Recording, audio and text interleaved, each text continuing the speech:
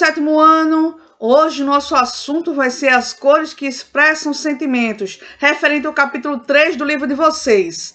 Vamos agora para o vídeo que eu preparei para vocês. Olha aí, ó, as cores que expressam sentimentos. Que legal, hein? Vamos lá? A cor é um meio de comunicação que nos orienta nas situações cotidianas. Ou seja, quando você está triste e ao pintar um desenho, você utiliza cores escuras, cores neutras, representando seu estado emocional. Agora, quando você está alegre, você utiliza cores mais intensas, o seu desenho fica com um colorido maior, isso representando os estados emocionais. O que as cores, elas podem expressar sentimentos. O sentimento que aquele indivíduo tá naquele instante, as cores podem representar. Vejamos agora um vídeo sobre um dos elementos formadores das artes visuais, a cor, e como percebemos essa cor. As cores estão por toda parte, mas você já se perguntou no porquê de estarem onde estão? Você enxerga a mesma cor que seus amigos? Já se sentiu mais apegado em uma cor do que em outra? A teoria das cores pode te ajudar a entender o porquê. A mais antiga teoria sobre cores que se tem notícia é do famoso filósofo grego Aristóteles. Ele concluiu que as cores eram uma propriedade de seus objetos, ou seja, assim como peso, material, texturas, eles também tinham cores. Mas não era bem assim. Já um tempo depois, um cara chamado Leonardo da Vinci resolveu vasculhar mais e entender sobre as cores. Foi então que ele afirmou que a cor era uma propriedade da luz e não dos objetos. Mais para frente, o físico inglês Isaac Newton, nos seus experimentos, estudou a influência da luz do Sol na formação das cores. Newton estudou o fenômeno da difração, que consistia na decomposição da luz solar em várias cores quando atravessava um prisma, e denominou o conjunto de cores como espectro.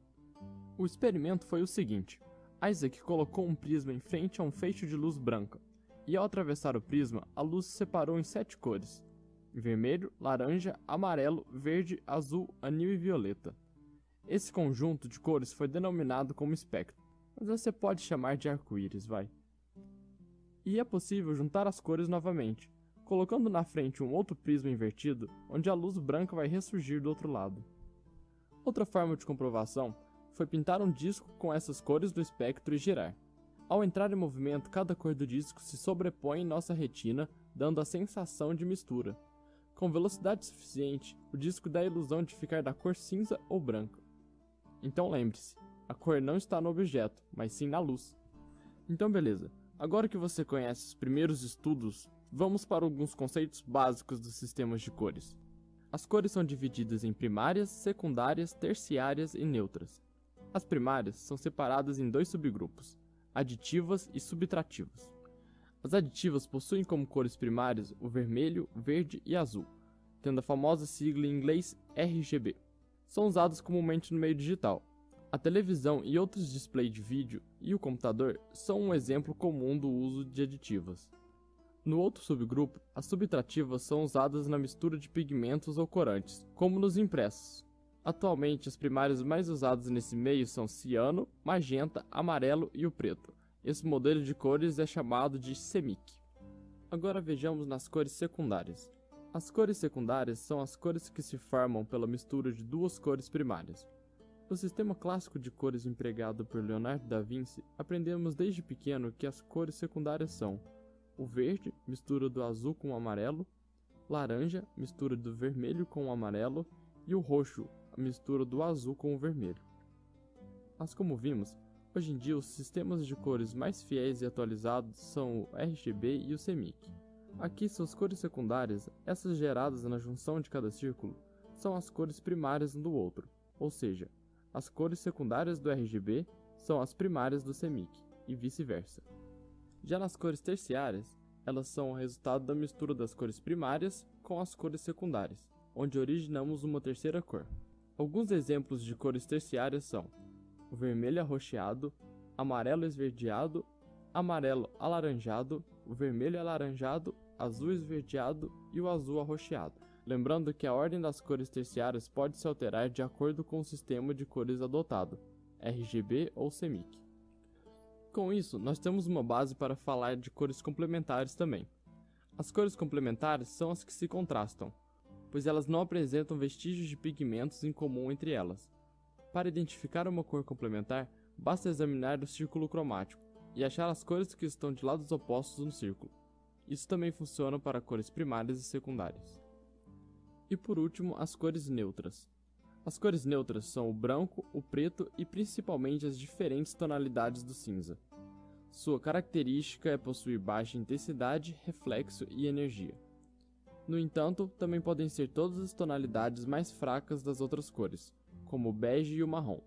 As cores neutras geralmente são utilizadas como complemento das demais cores. Também podemos ter cores quentes e frias. São chamadas assim pela impressão que causam quando as olhamos. Então, temos cores quentes que lembram o sol e o fogo. Temos cores frias que lembram a água e o gelo. Temos cores pastéis, que são cores claras, misturadas sempre com o branco, para dar aquela tonalidade mais clara. Na natureza, encontramos diferentes materiais que podem ser utilizados como pigmentos. As cores que chamamos de tons de terra são de mais fácil localização, justamente por se apresentarem nessa forma. Podem variar entre os tons de amarelado, alaranjado, avermelhado e até o marrom. O preto pode ser encontrado na forma de vegetais queimados, como o carvão.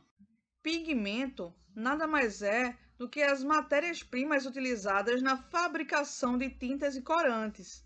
Podem ter origem vegetal, mineral e animal. Hoje, a maioria dos pigmentos é sintético. O uso de corantes naturais começou há milhares de anos, havendo evidências entre os antigos egípcios, China e Índia. No Brasil, os corantes naturais têm importante relação com sua história, a começar pelo nome do país, proveniente da madeira de pau-brasil. Importante fonte de corante vermelho no século XVI. Até meados do século XIX, os corantes naturais eram essencialmente obtidos dos reinos animal e vegetal, que ofereciam todos os recursos para sua obtenção. O cultivo de plantas e a criação de animais ou suas coletas junto às fontes naturais, o processamento e a comercialização de materiais corantes desses obtidos tiveram um importantíssimo papel socioeconômico no passado, em nível mundial. No entretanto, com o desenvolvimento do primeiro corante sintético, em 1856, os corantes naturais foram rapidamente substituídos devido ao baixo custo decorrente das economias de escala na produção, na flexibilidade de localização perto dos centros consumidores, da composição e garantia da qualidade. E aí, gostaram? Agora vamos fazer as atividades das páginas 15, 18 e 19. A nossa aula fica por aqui. Até a próxima. Fiquem com Deus.